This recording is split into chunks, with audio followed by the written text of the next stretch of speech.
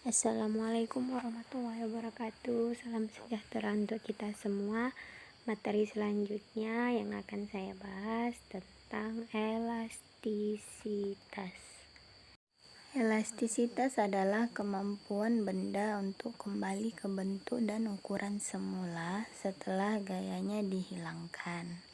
Benda elastis adalah benda padat yang dapat berubah bentuk dan ukuran karena suatu gaya.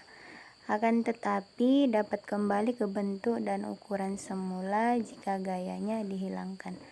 Contohnya pegas dan karet gelang. Hubungan antara gaya dan perubahan panjang pada pegas yaitu berbanding lurus. Artinya, jika gaya yang diberikan semakin besar, maka pertambahan panjang pegas yang dihasilkan akan semakin besar. Benda elastis seperti pegas mempunyai batas elastisitas. Jadi, jika gaya yang diberikan melebihi batas elastisitas benda atau misalnya pegas, benda tidak mampu kembali ke ukuran dan bentuknya semula. Benda yang elastis jika diberi gaya akan mengalami tegangan, regangan, dan mampatan.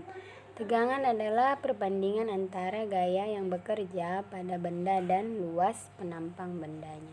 Sehingga dirumuskan sigma sama dengan F per A, di mana sigma adalah tegangan, satuannya Newton per meter kuadrat, F adalah gaya dan satuannya Newton, A adalah luas, satuannya meter kuadrat. Regangan adalah perbandingan antara pertambahan panjang benda dan panjang benda mula-mula, atau epsilon sama dengan delta L per L.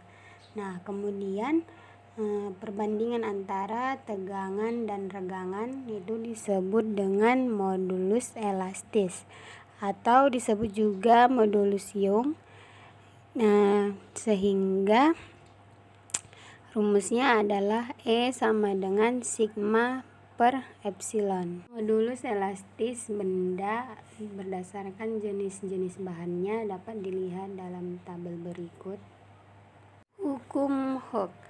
Hukum Hooke dinyatakan oleh Robert Hooke yang berbunyi, jika gaya tarik F tidak melampaui batas elastisitas pegas, maka pertambahan panjang pegas berbanding lurus atau sebanding dengan gaya tariknya. Atau pada daerah elastisitas suatu benda, besarnya pertambahan panjang sebanding dengan gaya yang bekerja pada benda itu. Dirumuskan F sama dengan K dikali delta X, di mana F adalah gaya, K adalah konstanta gaya pegas atau tetapan gaya pegas, delta X adalah pertambahan panjang pegas. Susunan pegas. Beberapa buah pegas dapat disusun secara seri, paralel, ataupun gabungan keduanya. Nah, pada susunan seri, gaya tarik yang dialami tiap pegas sama besarnya, dan gaya tarik ini sama dengan gaya tarik yang dialami pegas pengganti. Dirumuskan F1 sama dengan F2 sama dengan F3 sama dengan F, gitu ya.